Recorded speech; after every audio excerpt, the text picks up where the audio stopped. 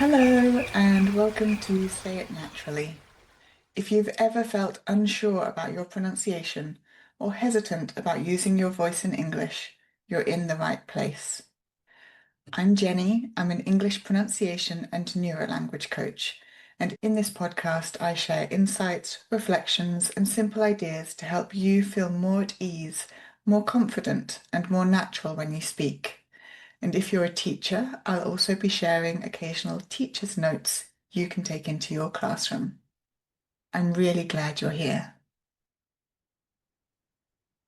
Before we begin, if you found that this podcast supports you in some small way, please follow or share it with someone who might find it helpful as well. Thank you.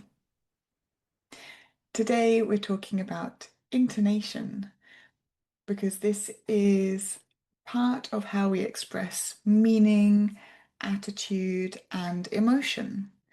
And it's relevant for all of us. Anyone who is learning English, speaking English, teaching English, we all need to know about intonation.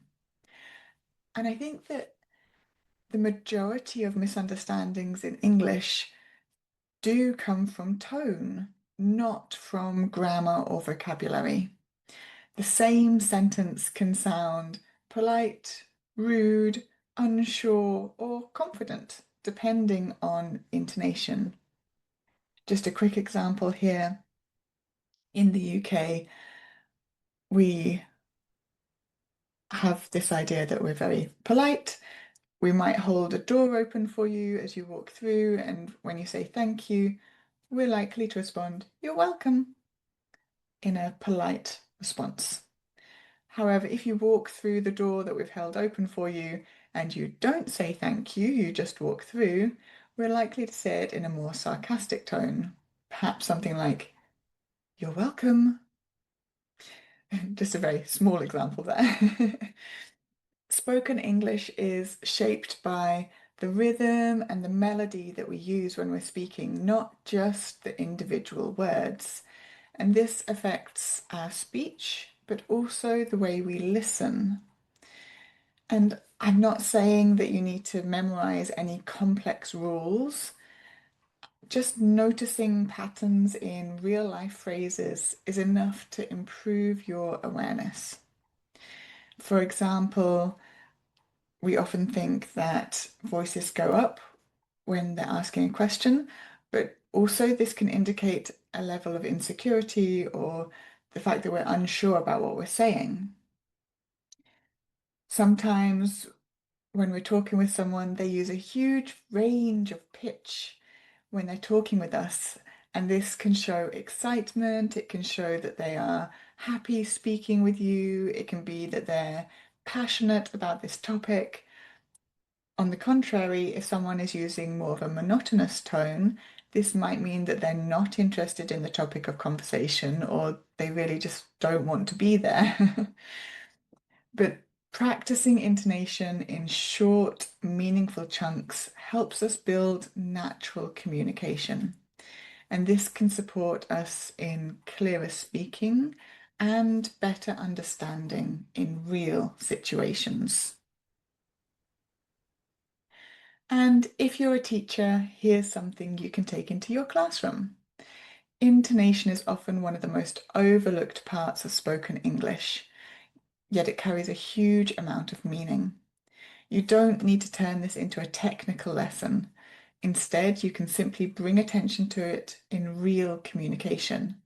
This might be pausing to notice how a phrase sounds or highlighting how meaning changes when the tone changes. What matters most is not accuracy, but awareness. There's not one right way to say anything. But when learners begin to notice how English sounds in real life, they naturally start to adjust their own speaking in a more meaningful way. This creates clearer communication without adding pressure or complexity.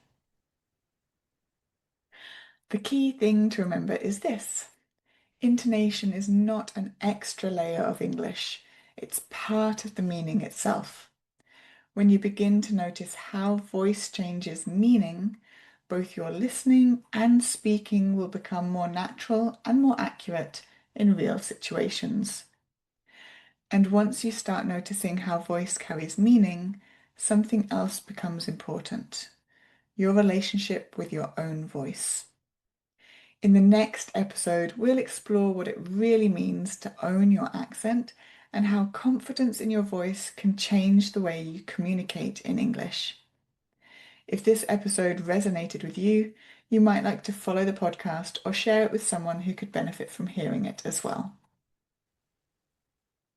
Thank you for listening today. I hope something in this episode gave you a little more ease or a new way of thinking about your voice. And if you'd like more support with your own pronunciation or confidence, you can find me at excellenceinenglisheducation.com.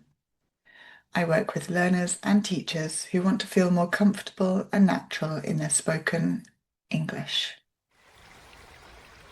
There'll be a new episode of Say It Naturally next week, and I'd love for you to join me again. Until then, take care of yourself and your voice.